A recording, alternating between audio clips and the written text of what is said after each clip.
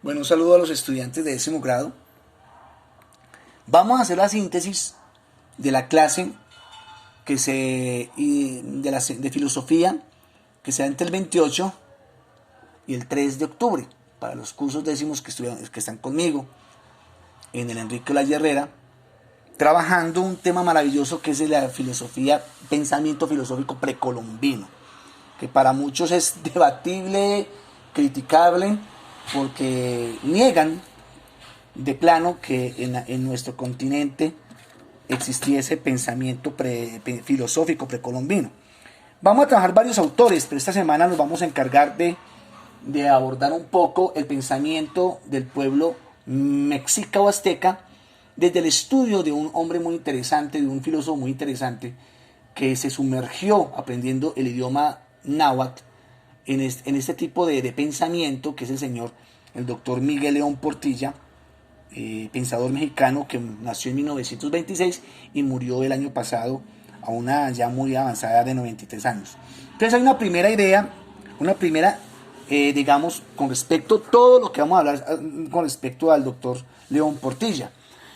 Una primera conclusión muy importante que vimos en la clase es que desde este autor hay suficientes muestras en la cultura mexica para considerar que efectivamente se desarrolló un pensamiento filosófico en esta cultura mexicana. La segunda conclusión es que las ideas filosóficas de los mexicas están contenidas en códices o manuscritos indígenas. Esta palabra indígena es también muy debatible, indígena, indio, aborigen, nativo, originario, que ese sería otro tema para abordar en algún momento, ¿cierto? Muy interesante.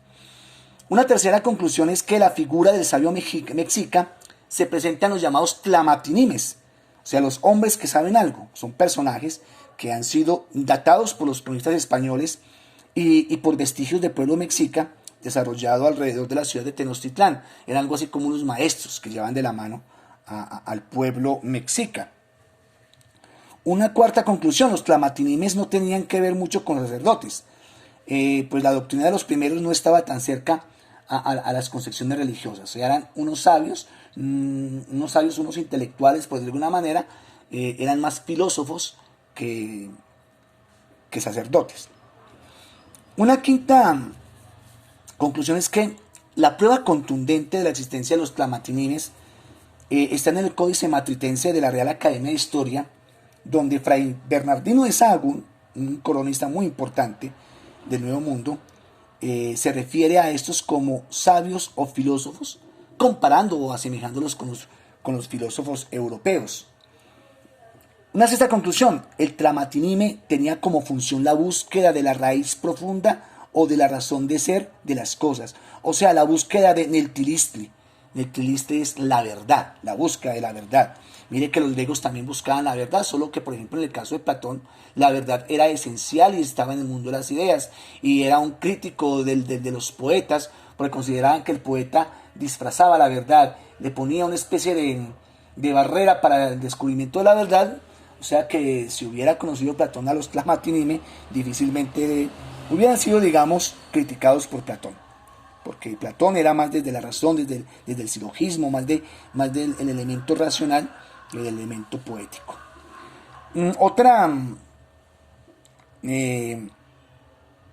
Otra conclusión: para los mexicas la Neltilistli era la cualidad de estar firmes, bien cimentados, enraizados. A partir de esto ellos se preguntaban: ¿acaso son verdad los hombres? Una pregunta que bordea el elemento epistemológico y antropológico, ¿no? Y con respecto al hombre, pues hacen otra pregunta: ¿hay alguna posibilidad de hablar palabras verdaderas en la tierra para encontrar la raíz, fundamento de la vida? Bueno, una pregunta supremamente filosófica, pues para aquellos que niegan que este pueblo pensó filosóficamente. Otra conclusión: la poesía, las artes y la filosofía occidental, ¿cierto?, se pueden comparar con el Inxochitl, Incuicatl, la flor y el canto de los mexicas. Décima conclusión: Inixtli Inyoyotl, que significa rostro y corazón. Para los aztecas o mexicas, el hombre nacía sin rostro ni corazón definido. Por esa razón, el gran ideal de la educación de los náhuatl era desarrollar personas de rostro sabio y corazón firme, a través de maestros que se prestaban al servicio como un espejo, es decir, que acompañaban en el descubrimiento del ser. Otra conclusión, Inyoyot es el corazón, ¿cierto? Es el órgano al que atribuían el dinamismo de la voluntad y la concentración máxima de la vida, ¿sí? Y Nixtli es el rostro, lo que da la identidad del individuo. O sea que Inyoyot y Nixtli Inyoyot de alguna manera podría ser comparada con o sinonimizada con la personalidad y la identidad del individuo, ¿cierto? Otra conclusión, otras categorías mexicanas pues que vale la pena identificar son la de ensueño y raíz, que es mucho más metafísica, y lo conveniente y lo recto, que aborda más el tema ético. Otra, los pueblos mexicanos y sus herederos actuales creen en la habilidad de convertirse en una criatura mitad animal, mitad humana, llamada por ellos náhuatl. Estos seres eran protegidos por el dios de la noche, Tezcatlipoca. Esa es otra, otra conclusión.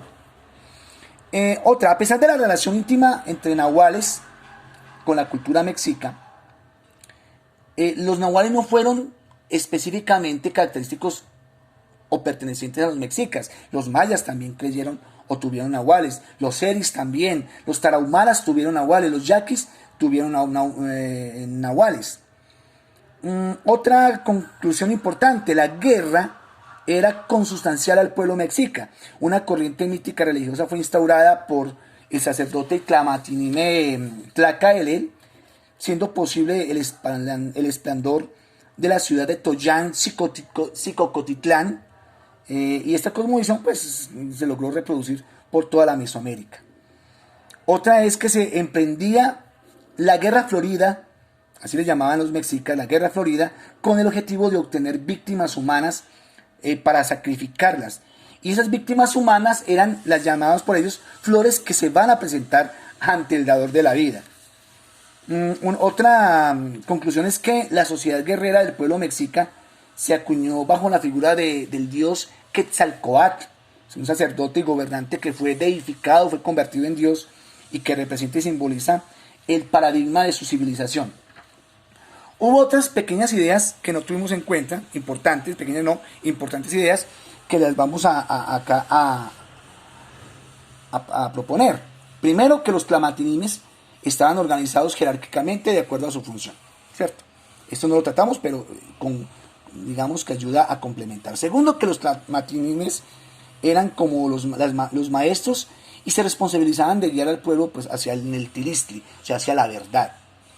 Tercero, los tlamatinimes eran como los maestros. Ellos eran los responsables de guiar al pueblo hacia la verdad. Bueno, si lo trabajamos, si lo comentamos en la clase. Y dentro de la sociedad mexica no solamente habían tlamatinimes, también habían psicólogos. Por decirlo de alguna manera, los tezcuitiani eran alguna especie de psicólogos que tenían por función ser el oyente de las frustraciones de los pobladores mexicas. Y como en toda sociedad, también hubo individuos que posaban de sabios, pero eran todo lo contrario. Y en la sociedad mexica, estos eran representados por los Cuayi Tlamatini, o sabios no buenos, ¿cierto? Otra idea para tener en cuenta es que los tlamatinimes eran hombres importantes en la sociedad azteca. En su búsqueda por encontrar la esencia de las cosas, se cuestionaron sobre la verdad de los hombres. Y bajo esta premisa, pues, pretendieron con su doctrina encontrar el sentido de su existencia en un mundo bélico y politeísta. Otra idea es que Xochipilli era el dios de la flor y el canto. Y finalmente, algunos tlamatinimes reconocidos por la sociedad mexica fueron Netzahualcóyotl, que era el poeta y señor de Texcoco, que se preocupaba, digamos, por los problemas que estaban relacionados con la divinidad y con el tiempo, Tlacael, el que ya lo habíamos nombrado, que era el consejero de los gobernantes y forjador de una nueva visión de mundo, de ese nuevo paradigma del mundo bélico que se dio en el mundo, digamos, en Mesoamérica. Y había otro que era Ayocuan Quetzalpalicin, quien encontró en el arte pues, la realización y la manera de olvidar lo efímero de la vida. Esas son pues, básicamente algunas de las ideas importantes para abordar sobre los mexicas desde la visión del señor Miguel León Portilla, uno de los filósofos que recupera el pensamiento mexica, o tal vez el más importante de los recuperadores de este pensamiento mexica. La tarea, muchachos, queda ahí abajito en los comentarios y espero que les sirva bastante esta síntesis que hicimos y que complementamos, que vimos, digamos, que abordamos en la clase sincrónica. Un abrazo muy grande y feliz semana de receso.